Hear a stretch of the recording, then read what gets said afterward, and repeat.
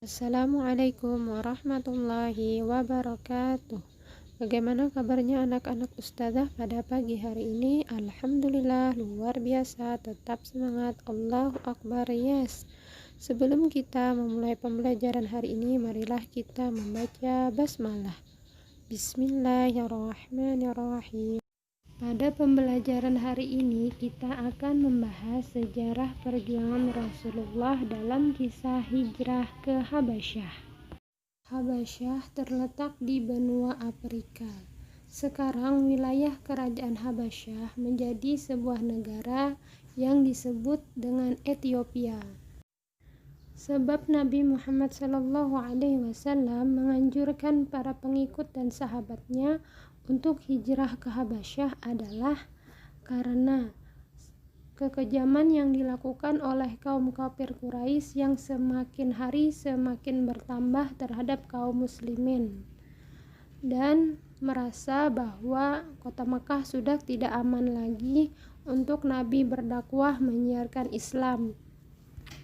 Bahkan penindasan kaum kafir Quraisy kepada kaum muslimin semakin bertambah pada pertengahan tahun kelima kenabian.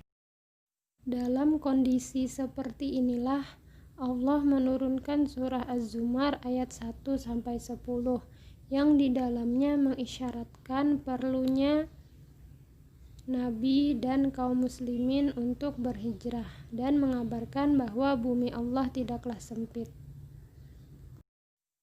Hijrah ke Habasyah yang pertama dilakukan pada bulan Rajab tahun kelima kenabian.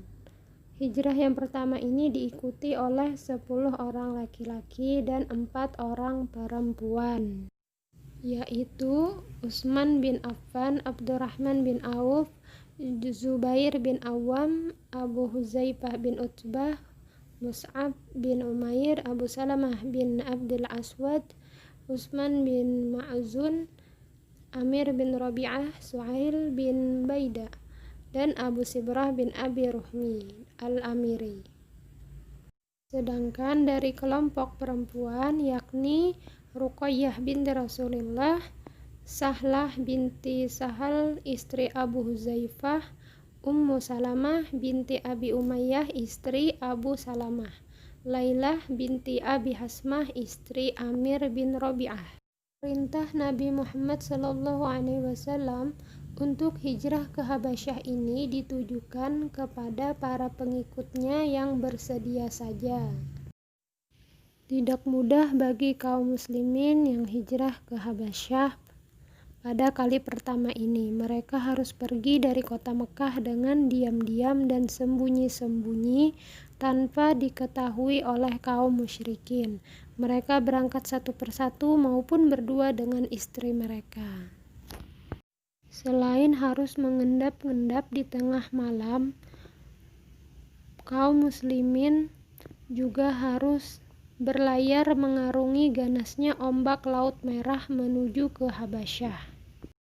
Setelah melewati perjalanan yang tidak mudah, akhirnya mereka dapat tiba di negeri Habasyi, sebuah negeri di benua Afrika yang dipimpin oleh seorang raja yang adil. Setelah kurang lebih 3 bulan lamanya kaum muslimin menetap di Habasyah, mereka kemudian kembali pulang ke kota Mekah karena mendengar kabar bohong yang disebarkan oleh kaum kafir Quraisy. Si berita bohong tersebut adalah bahwa kaum musyrikin Quraisy telah takluk dan mengikuti seruan Nabi Muhammad SAW. Hijrah ke Habasyah yang kedua. Hijrah yang kedua ini diikuti oleh 83 orang laki-laki dan 18 orang perempuan. Kedatangan kaum muslimin mendapat sambutan yang sangat baik dari masyarakat Habasyah dan Raja Najasyi.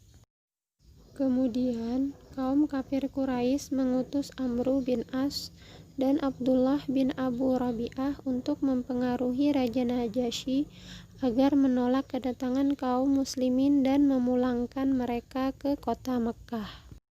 Sampai terjadilah dialog antara Raja Najasyi dengan kaum muslimin yang diwakili oleh Ja'far bin Abu Thalib dan 2 utusan kafir Quraisy. Setelah menyimak dan mempertimbangkan dialog kedua belah pihak, akhirnya Raja Najasyi menyatakan keislamannya dan berjanji akan melindungi kaum muslimin di negerinya.